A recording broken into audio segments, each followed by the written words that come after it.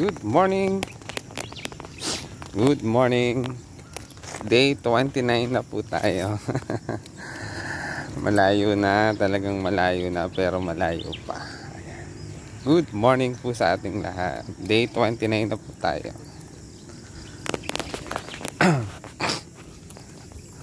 Lakad-lakad po muna tayo.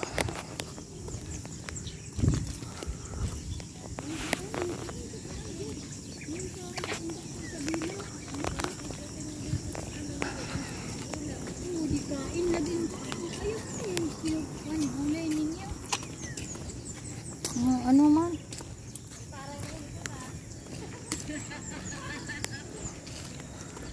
Ayan. So, lakad-lakad po muna tayo. Mamaya tayo mag-jog. Ayan. Warm up muna tayo. Umagang kay ganda. Ayan.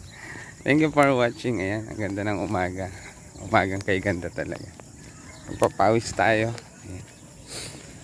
So, nasa day 29 na po tayo.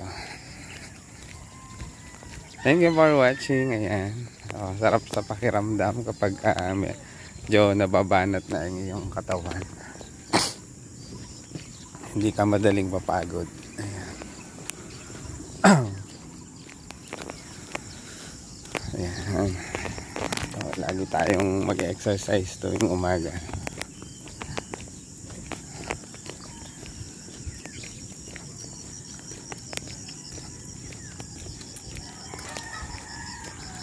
Solo flight po muna. Ayan, wala pa din si Kuya Kael, ang aking ka-exercise buddy. Ayan.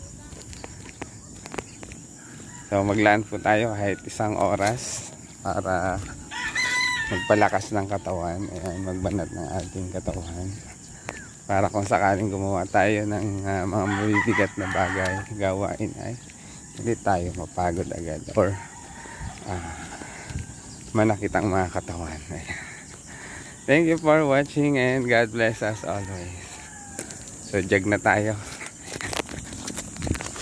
1 lap po muna bago tayo mag-stretch para pagpawis.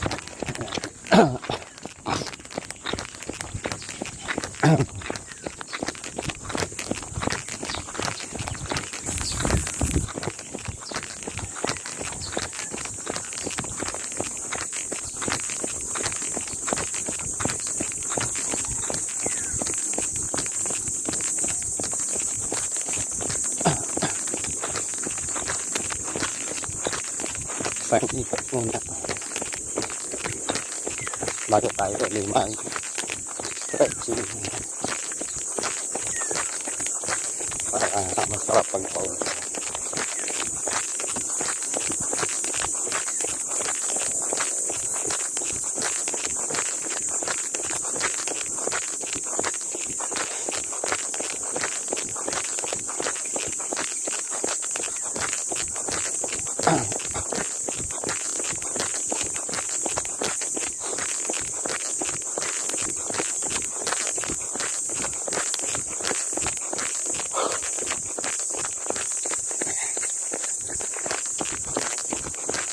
Tayo sa mga intro.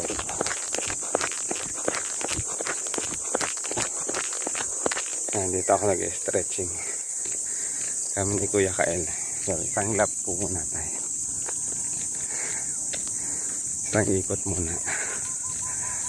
Ayan.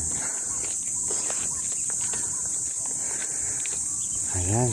So ituloy-tuloy lang po natin dahil malapit na maging abala ang inyong lingkod. Ayan. Ilang linggo na lang at magiging abala na po sa araw-araw na gawain. Malapit na ang pasukan. Ayan. Kaya samantalahin po muna natin yung pagkakataon na tayo ay makapagpapawis o magbanat ng ating katawan.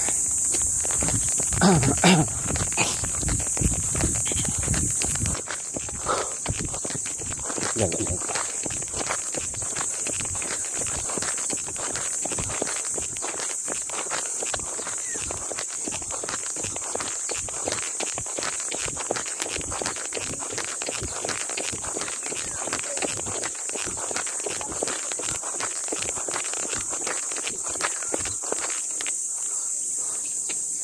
Pag napagod sa pag-jogging. Ayan. Walking tayo. Ayan, muli ito po ang inyong lingkod, ang Maestro Paladerong Gala nagsasabing may exercise na umaga po sa ating lahat. Umagang kay ganda and ingat po tayo palagi. God bless us always. Thank you for watching.